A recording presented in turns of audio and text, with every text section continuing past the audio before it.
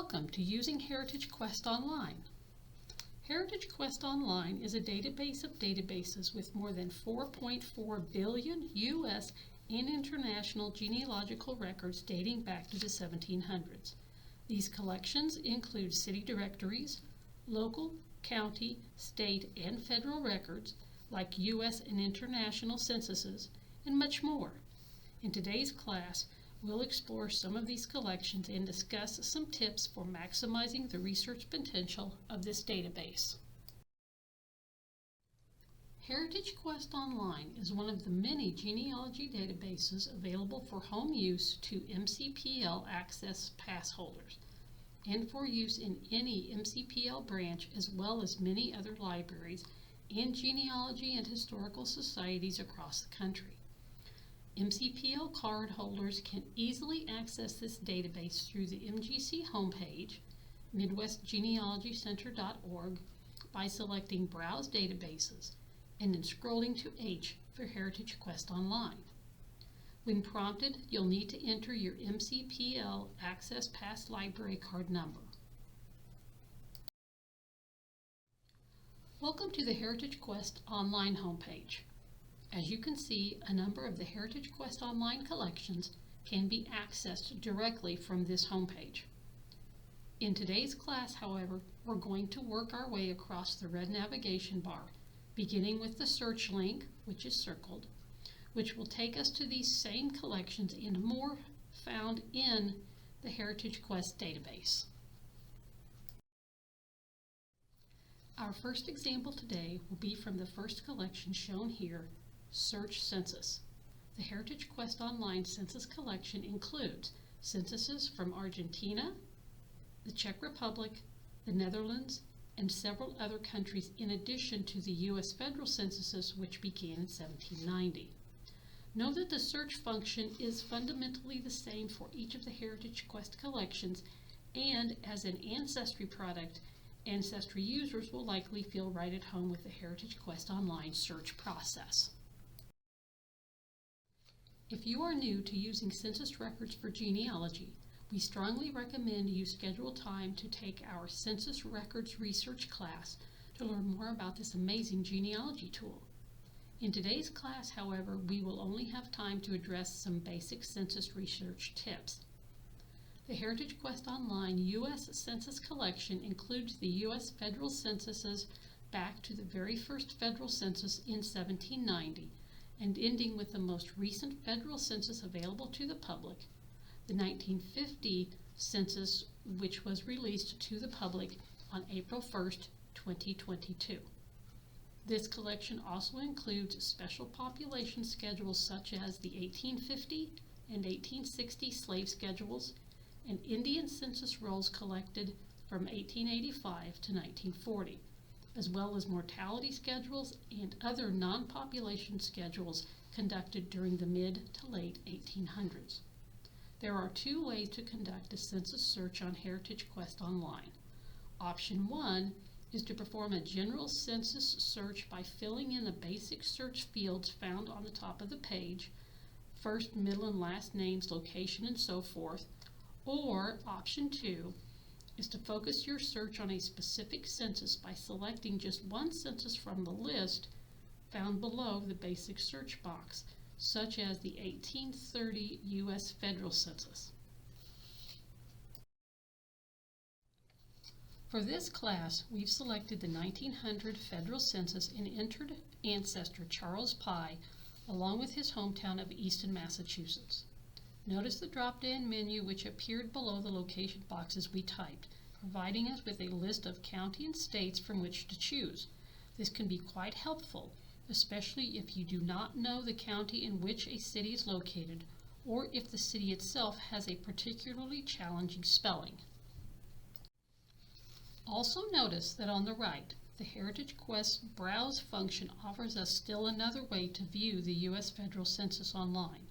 By entering a state and then county, township, and/or enumeration district if possible, in the Browse This Collection field, the database will display all of the original census pages for the area you've identified in the selected census year, allowing us to perform our own search of a community's census records for our ancestor.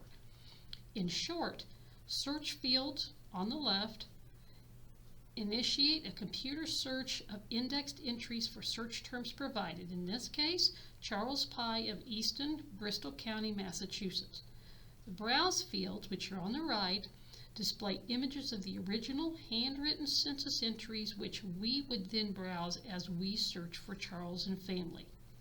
Let's see what results the computer found for our search terms by clicking the blue search button. So the computer search produced over 700 results. While it's good to have options, we now have way too many to realistically review. So we may want to go back and adjust or edit our search with the pencil icon, adding info about Charles, such as the names of other family members or his date of birth, marriage, etc. We might also adjust the bullseye filters in this same left sidebar to control how closely the displayed results must match the information we provided in our search. We can click and drag or slide these bullseyes to the left to broaden the search parameters, or move the bullseyes to the right to limit the results to matches that more closely match our original search information. Search results are displayed in order of relevance to our search terms, and we know from previous research that the wife of our Charles Pye was named Susan, confirming that we need to take a more detailed look at the first entry in our list of results. If we hover over the blue View Record, it will give us a better peek at this result. We can also click on that same View Record to completely open up this record for review. Here you see the information from that first search result. The top image shows the indexed information found on the original census page image. From this screen, you could, number one, select Print to print this indexed page or to save it to a flash drive. Two, you can send this document to yourself or to someone else through email. Or three, you can click on the image of the original document to view the original census page.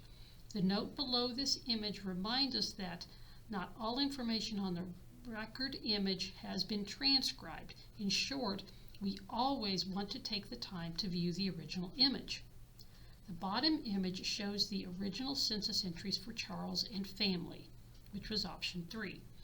As you can see, the HeritageQuest Online database has highlighted our search, which is Charles Pye, in yellow, and others living in the same household in green to help us quickly locate our search name on the page.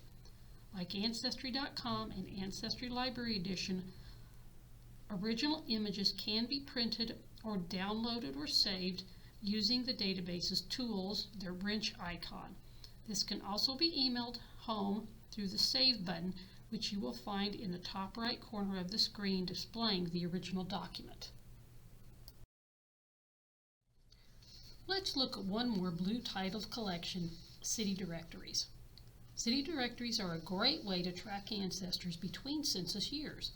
In addition to the names of local cemeteries and churches, which are excellent to note for future research, city directory listings for individuals typically include name and address of the person, whether they rent or own their home, his or her occupation, the name of a spouse, and sometimes even a death date.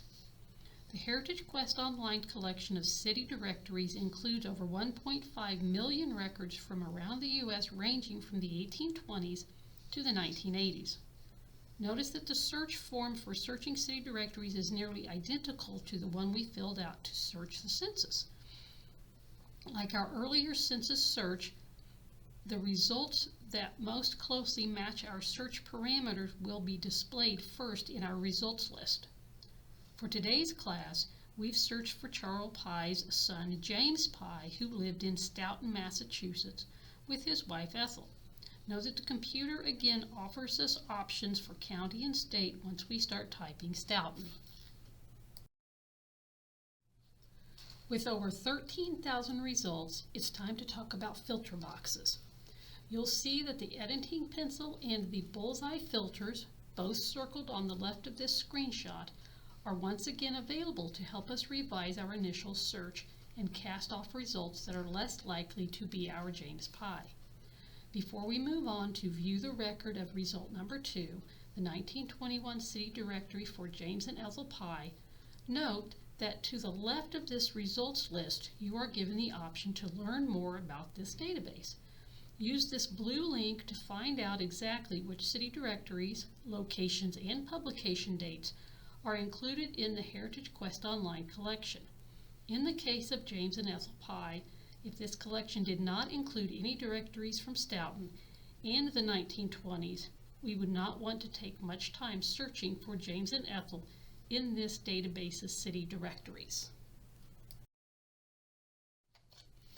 As with the census results, you can view record to see the indexed information, which is at the top, or view image directly from the results list at the bottom.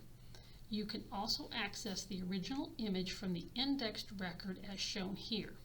Both indexed view and original offer the option to send the document through email or print, download, or save to your computer. Genealogists enjoy city directories because of the information, the extra information that can be found in these pages. At the bottom of this slide, you'll see a portion of the original 1921 Stoughton City Directory listing for James and Ethel. From this, we learn the following. James and his wife Ethel live in a house at 21 Monk and that he is the fire chief. Their son Frederick, a lieutenant with the Stoughton Fire Department, and his wife Frida live with James and Ethel. William Pye died recently but is still included in this directory. Previous research indicates he is Frederick's half-brother.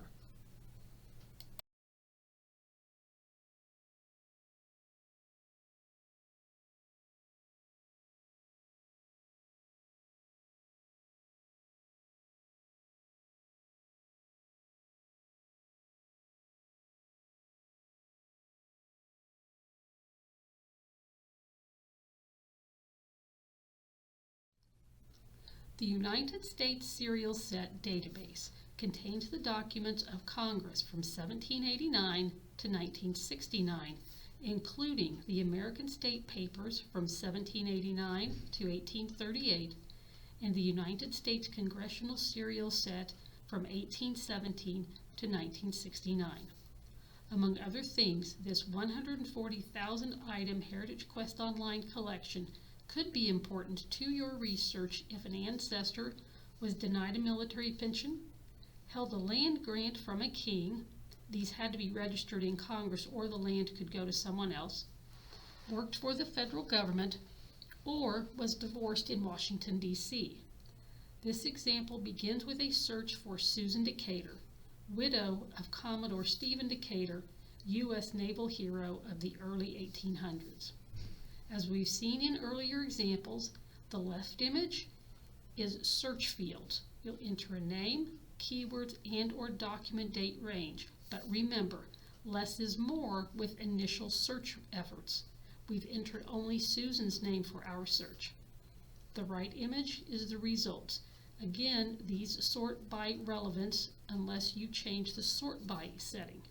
Let's continue by looking at the top 19 December 1825 example, clicking on the blue title to view this first result. Selecting a result opens a detailed record summary like the image displayed on the left. Circled here are links to the hits, the instances of your search term in the document, and to the first section where you can access and read the full document. Each page of the document also provides links to the next hit and to the next page in the document. If you are interested in learning more about the U.S. Serial Set and its uses for family historians, go to www.archives.gov and search for the U.S. Serial Set in the search bar for articles about this resource.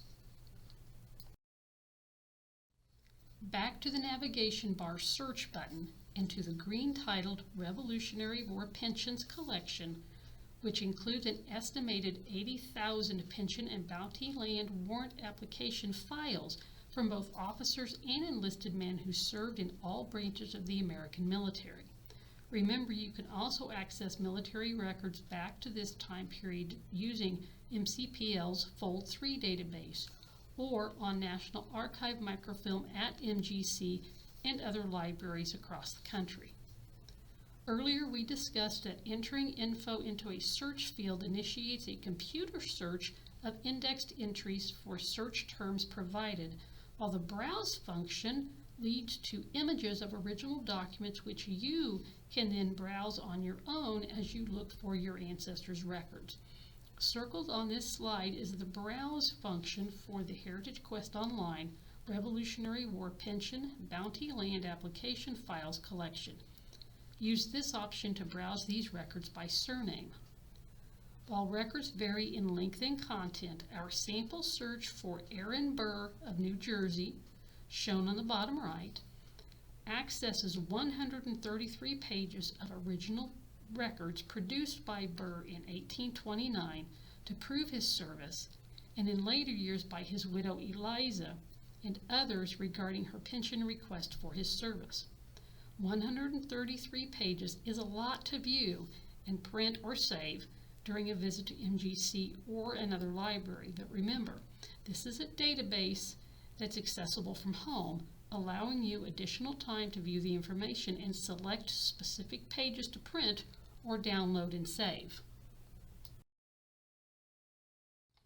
After returning to the search page once more, we arrive at one last example from the green titled collection, the Freedmen's Bank Records 1865 to 1871.